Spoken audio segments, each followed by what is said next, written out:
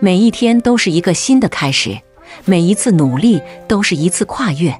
让我们一起和小龙、小花在奋斗的道路上不断前行，追求更高的目标。早起的鸟儿有虫吃，小龙和小花今天到辣椒地里采摘了许多红彤彤而且油亮油亮的辣椒，然后到路边去售卖，并且在早晨起床之后又给菜园子浇了水。清晨，小龙和小花全部都起床了。小龙起来之后，好像还有些没睡醒的样子，坐在地板上醒了醒神。而小花今天特别精神，直接就从楼梯上边走了下来，来到水房，用凉快的山泉水洗了把脸，让自己清醒清醒。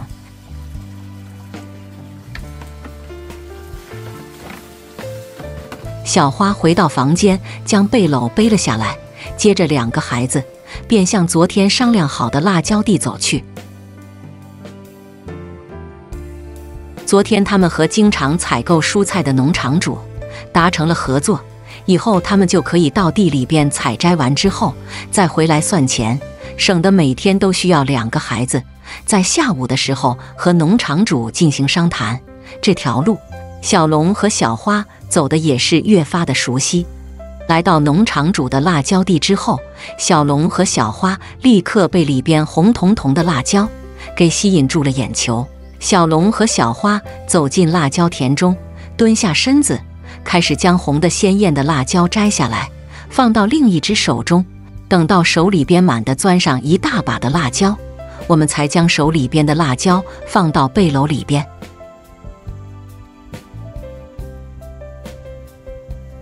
这株辣椒长势不错，大部分的绿椒已经成熟，成为了合格的辣椒，只有少部分辣椒还没有成熟，略带青色。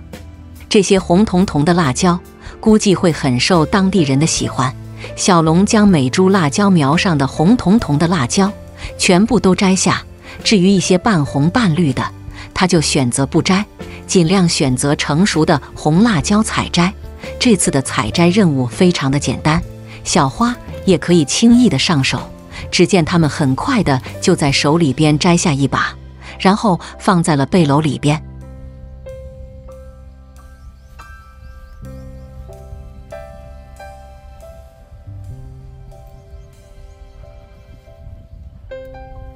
庄园里的辣椒已经成熟了，纤细的身段仿佛是一位夜庄淑女。辣椒的外观很像是小火苗，本身就给人一种动感，而在吃的时候，辣味却又像是一道闪电般刺激人们的味蕾。刺激了味觉之后，让人们胃口大开，惊醒了你身体里面的神经，让整个身体都微微发汗。很多人都知道辣味是一种痛觉，但是却有非常多的人喜欢吃辣子，这便是痛并快乐着。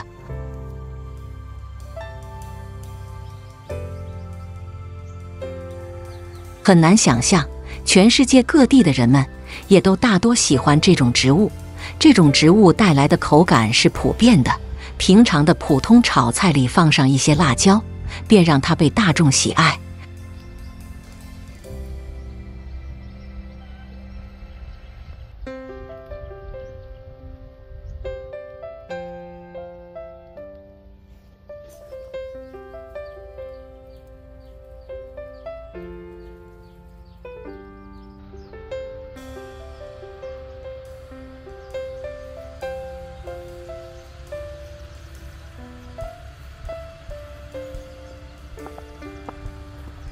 不一会儿，背篓已经被小农和小花采摘得满满当当。接着他们便收拾好东西，小龙拿起塑料袋，小花则背起背篓，两个孩子便向着集市出发。这也是今年两个孩子第一次售卖辣椒，担心可能集市上的人不是很多，会导致卖不完，于是两个孩子只是采摘了刚刚到背篓顶部的辣椒，便准备先去试试，如果卖得好，小龙和小花准备之后再次去采摘。小龙路过一条大黄的时候，他专门跺脚，吓了大黄一跳。这小子真是调皮，看来男孩子的玩心还是挺大的。来到一处路边，小龙和小花将麻袋铺了出来，然后将这些鲜艳的辣椒倒了出来。一些绿色的辣椒被小花当时摘下，这也没办法，顺带着就拿出来卖掉吧。将摊位摆好之后，这些红彤彤辣椒从远处看上去非常吸引人的眼球，辣椒们看上去都油亮油亮的。等待的功夫，见到没有人过来，于是小龙想着，干脆直接将辣椒装袋售卖，这样对谁都方便。所以小龙和小花又忙碌了起来。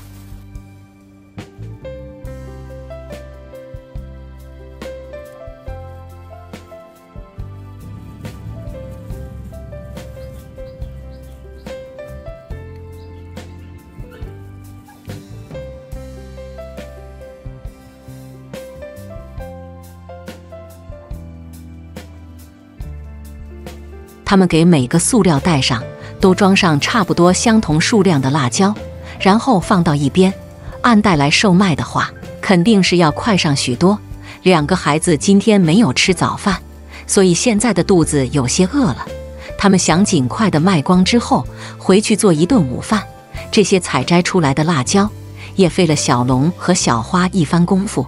终于，他们将所有的辣椒都打包完毕，一共装了有12袋辣椒。又过了一段时间，终于有顾客来了。这位顾客来到摊位上之后，直接拎走了2袋鲜红的辣椒。刚摘的辣椒十分的新鲜，而且他们的卖相也都不错，引得人们纷纷过来购买。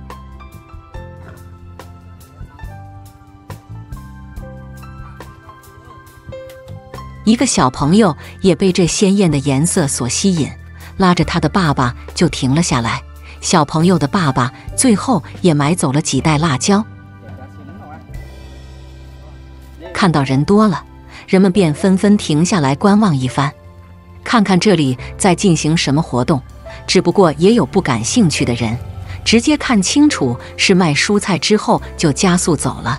又盼来了一位顾客，这位男顾客也买走了2袋新鲜的辣椒。在当地，辣椒有很多种吃法，大多数的时候人们买回去很多辣椒都是要做泡菜的，炒菜也是相当常见。最后来了一位年轻的顾客，将剩下的辣椒全部都买走了。这是个能吃辣的。收拾了一下摊位，小龙数了一下今天的收获，接着背起背篓，和小花一起向着家里赶去。他们的肚子早就饿得咕噜咕噜叫个不停。他们从一座桥上走过，走到了熟悉的乡间小路。回到家后，小龙和小花发现自己差点又忘记给菜园子浇水了，于是马不停蹄地从浴室里接好水，来到菜园子，给菜园子所有的土地都浇了一遍水。为了让它们茁壮成长，他们开始认真地种植这些蔬菜，防止种下的蔬菜缺乏营养和缺乏水分而枯萎。照料完菜园之后，最后小龙和小花坐在椅子上休息一会，便准备做午饭了。今天小龙和小花一大早就来到了商店，准备买些常用的生活用品，油盐酱醋之类的回去做菜。最近已经将他们积攒下来的油盐全部消耗光了。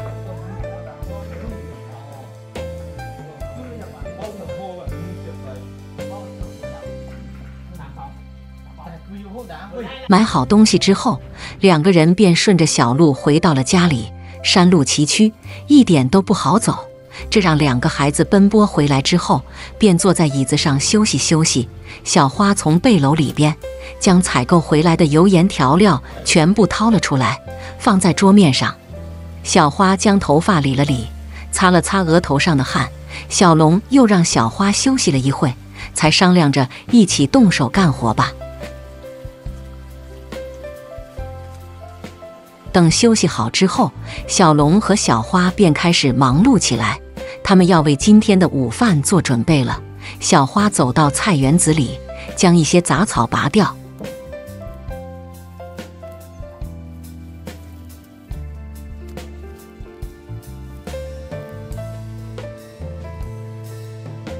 小龙则是从一旁拿来许多木材和枯草，将火堆引燃，今天小花在菜园子忙碌，那么做饭就由小龙来负责了。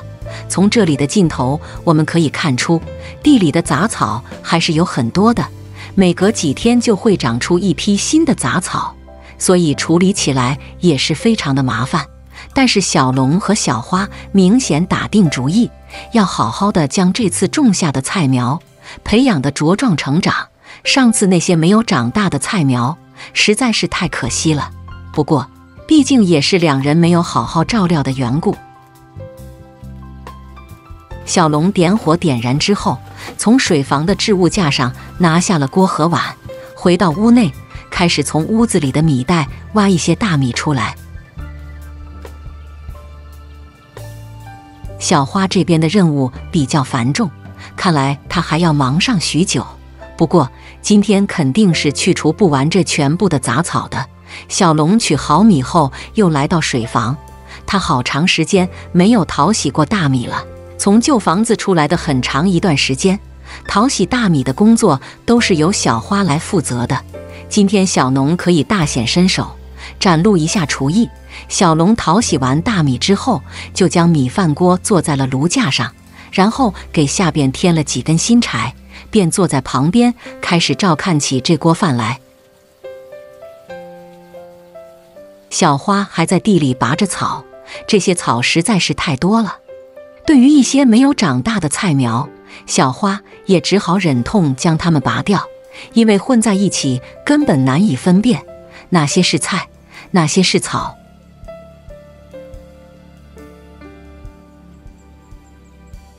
手里的活已经做完了，小龙便坐在火堆旁边等待小花忙完。等待一会之后，小龙拿过饭勺，在锅里边将米饭搅拌了一下，防止它们糊到锅底。现在米饭已经煮得差不多了，于是小龙从火堆下边扒出一些炉灰，然后将锅放在了炉灰上面，让米饭继续被炉灰加热，慢慢的焖煮。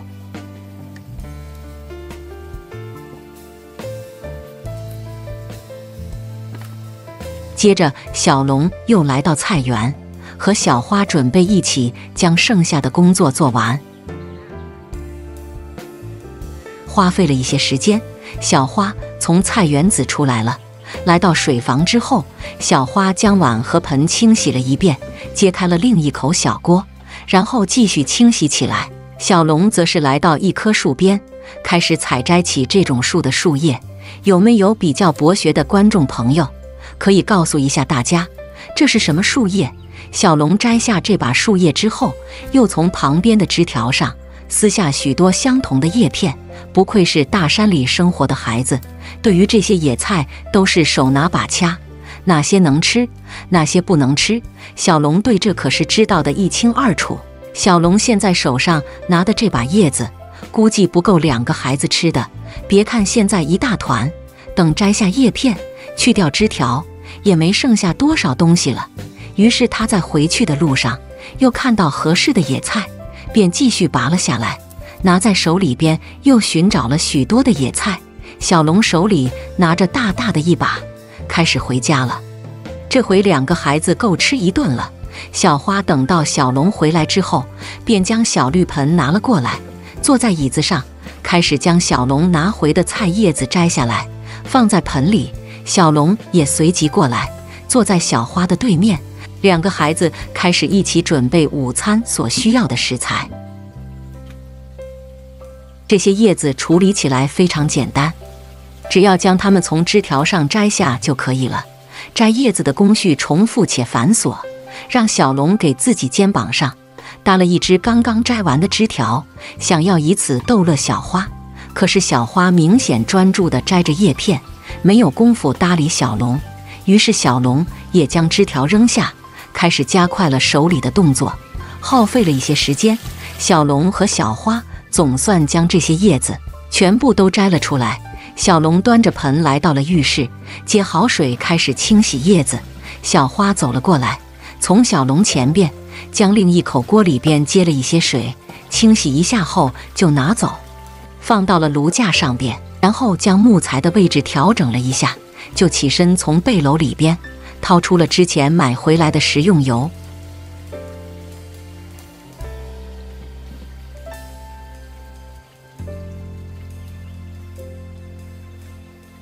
小龙是十分讨厌洗菜的，他觉得非常的麻烦。小花将食用油的瓶口拧开，倒在了锅里边，起锅烧油。小龙、小花准备开始做今天的菜了。小龙简单的将菜叶清洗了一下，便端了过来，全部都放在了锅里。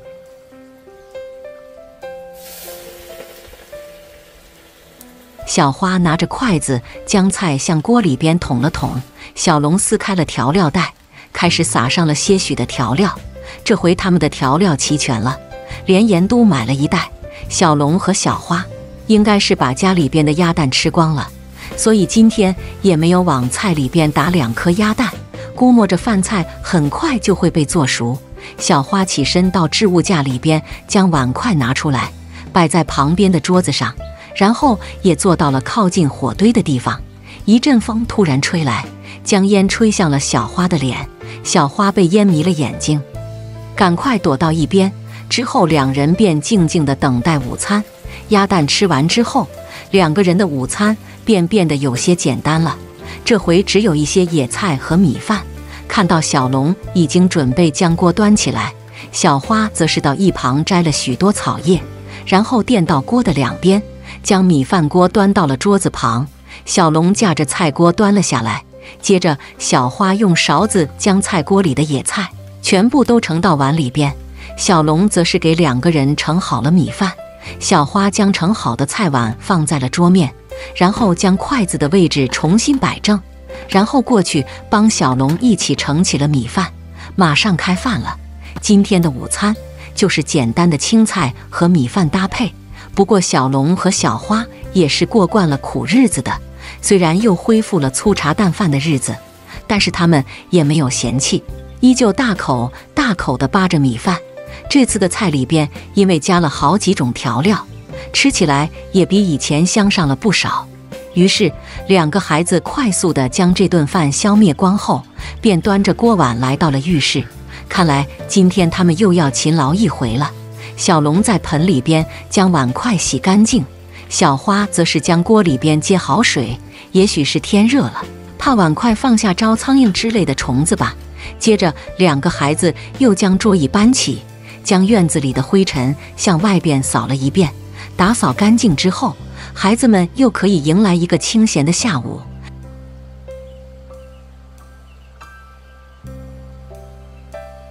今天小龙和小花听从大家的建议，买了一个新的背篓，以后就可以背更多的东西去售卖了，真是太好了。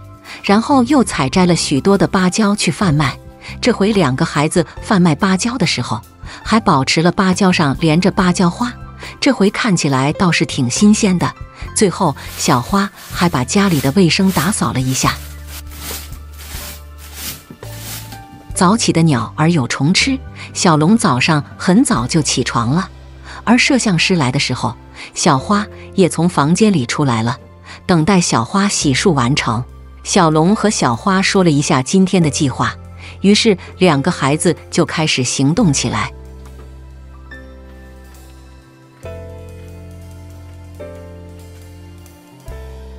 小龙早上起来之后，就准备去山上采摘一些新鲜的芭蕉和芭蕉花去售卖。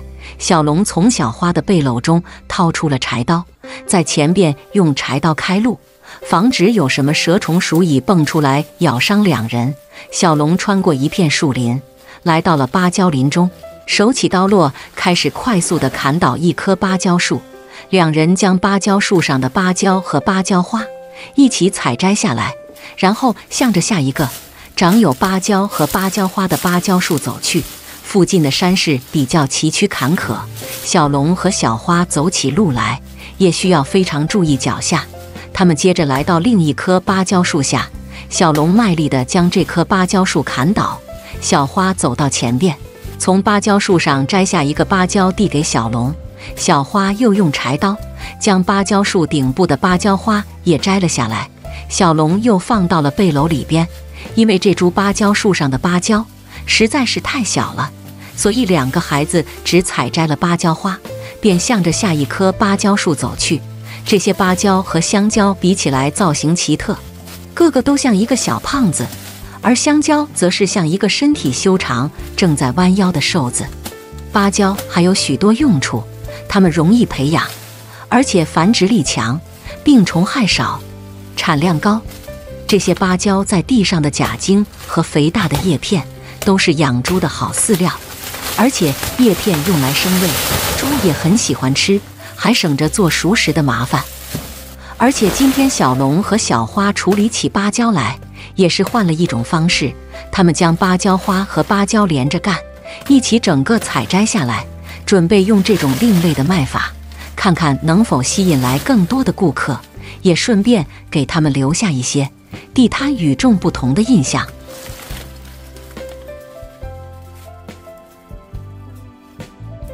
两人抬着这株芭蕉来到了外边一些的地方，抬头向上望去，看看上边是否有合适让两人砍下的芭蕉。眺望一番，两人又发现了一株，于是便绕路来到了上边。小花一直那里有一株芭蕉花，小龙边摸索着前进，将这个芭蕉树砍倒。这株芭蕉树上的芭蕉同样没有成熟，所以小龙只是将芭蕉花砍下，递给小花，小花则握在手里，像个流星锤一样，太逗了。两个孩子今天非常有精神，因为他们决定新购置一个背篓了。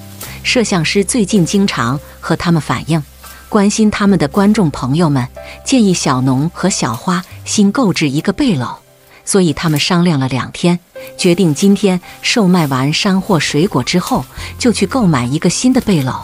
今天很幸运，两个孩子在前面不远的地方就又发现了一株芭蕉花，接着又是2株芭蕉花被小龙采摘下来。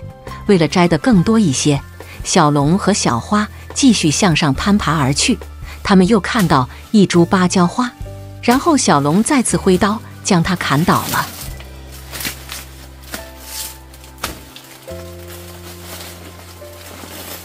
因为这株芭蕉树被其他的枝叶给架住了，所以小龙摇晃一下将它晃倒了，然后将顶部的芭蕉花又砍了下来。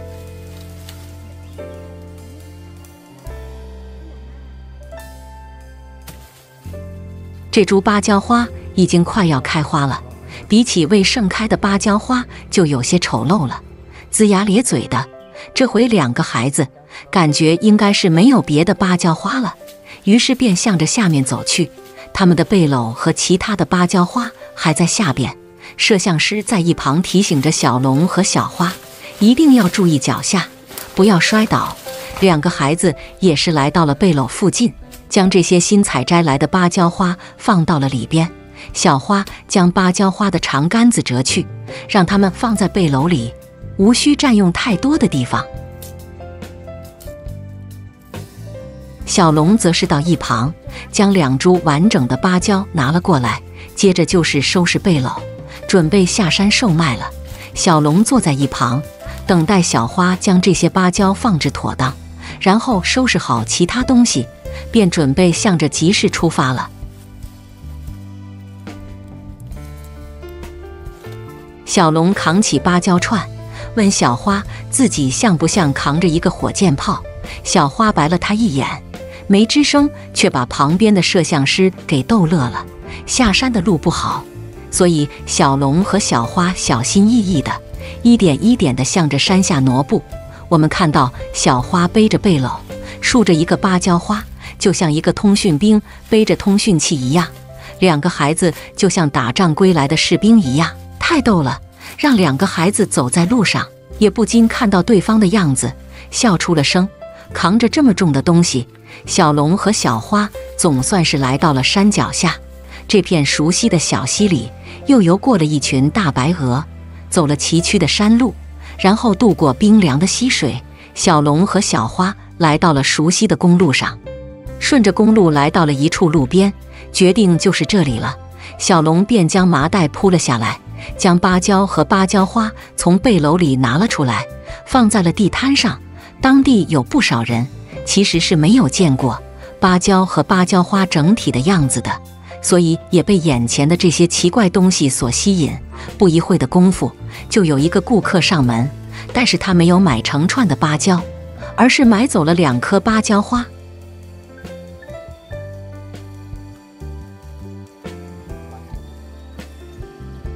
等待的功夫是枯燥的，也不知道干些什么。于是小龙和小花重新将摊位摆了一下。过了一段时间，摊位上又迎来一个顾客，他拿着这些成串的芭蕉，感觉还不赖，就买走了一个小的，准备拿回去先尝尝。有了第1单生意，顾客也是慢慢的多了起来。没一会的功夫，又有一个人买走了成串的芭蕉和一个单独的芭蕉花。接着一位大哥前来，将这串最魁梧的芭蕉买走了，剩下一些芭蕉花了。不知道这位大姐是否要全部买光呢？不出意料，这位大姐将摊位上全部的东西都买光了。小龙和小花今天也是赚了不少，拿出来数一数，小龙和小花再添一些钱，就足够2个孩子新买一个背篓了。接着他们又来到背篓老板这里，想要再买一个背篓了。这回男老板不在，由女老板接待。因为这里的背篓卖得比较好，所以现在只剩下了一个很小的背篓。小龙付过钱之后，便和小花背着新背篓向着家里走去。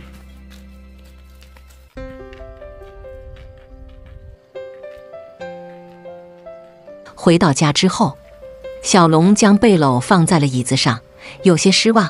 这个背篓黑乎乎的，好像是用过一样，但是也没办法，店铺已经没有别的背篓了，小龙也只好将就着使用了。看过之前视频的朋友肯定知道，这家店里的背篓都不怎么牢靠，估计是老板为了让顾客多来购买几次，故意这样做的。但是当地只有一家卖背篓的地方，所以小龙也不得不只在这里购买。歇了一会，小龙提起水壶到水房打了水，就开始重新将菜园子浇了一遍，但是1桶水明显是不够的。于是在浇完第1遍水之后，小龙又重新打了1壶水，开始在菜园子里浇第2遍水。